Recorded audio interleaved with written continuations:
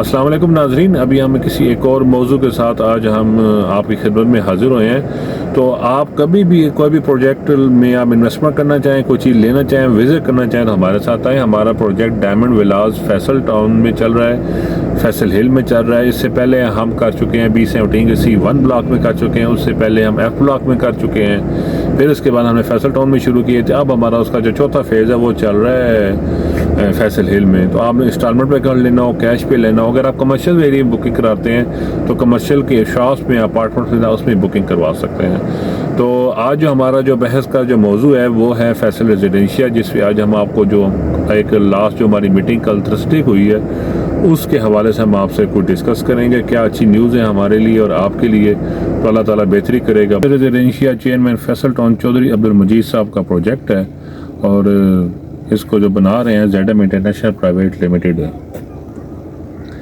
अच्छा, कल की मीटिंग में चौधरी मजीद साहब चेयरमैन फैसल टाउन ने 2-3 बातें की हैं फैसल रेजिडेंशिया के हवाले से।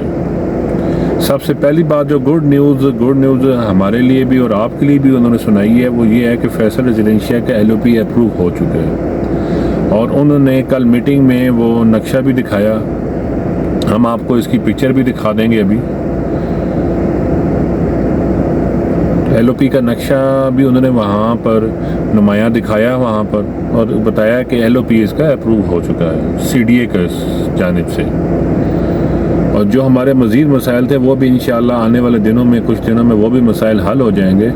फिर तीसरा, उन्होंने यहाँ पर काफ़ी ज़्यादा हम सुनने में आता था कि ग्रीन बेल्ट, क्योंकि CDA का रूल है कि 2 भी सेक्टर्स होंगे उसके दरमियान में ग्रीन बेल्ट होगी।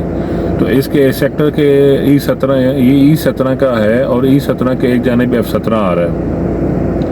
तो किसी भी CDA सेक्टर के 2 CDA सेक्टर हो तो उसके दरमियान में ग्रीन बेल्ट होगी। तो चौधरी मजीद साहब ने अनाउंस किया कि अल्हम्दुलिल्लाह ग्रीन बेल्ट भी हम लोगों ने इस नक्शे में दे दी और इस LOP अप्रूव जो नक्शा है इसमें ग्रीन बेल्ट भी है। फिर चौधरी मजीद ग्रीन बेल्ट के बारे में हमें बताया। फिर चौधरी मजीद साहब चेयरमैन फैसल टाउन ने हमें यह भी बताया कि LOP तो अप्रूव हो गया, वो भी बता दिया आपको। दूसरा, फिर ग्रीन बेल्ट का भी बता दिया, ग्रीन बेल्ट के साथ इस नक्शे के अंदर ग्रीन बेल्ट भी आ रही है। फिर ये भी अप्रूव हो गया, मसला हल हो गया।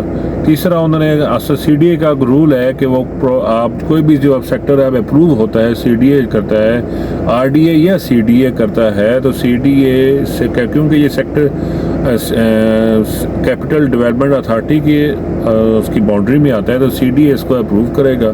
और CDA ये कहता है कि आप जब भी कोई सेक्टर अप्रूव करवाएंगे तो आप कुछ प्लाट मॉर्टगेज की सूरत में कुछ लैंड या कुछ प्लाट आप हमें देंगे, CDA के नाम करेंगे, जो मॉर्टगेज कहलाता है। जो अक्सर आप सुनते होंगे कि किसी भी प्रोजेक्ट में मॉर्टगेज ये प्लाट मॉर्टगेज में आता है। तो मॉर्टगेज से मराद यही है कि जब सोसाइटी ने या किसी भी कंपनी ने जब प्रोजेक्ट अप्रूव करवाया तो कुछ अपने प्रोजेक्ट को अप्रूव करवाने के लिए उस इदारे को अपने सेक्टर का कुछ हिस्सा दे दिया, उसका मॉर्टगेज कहा जाता है, लेकिन वो मॉर्टगेज होता है।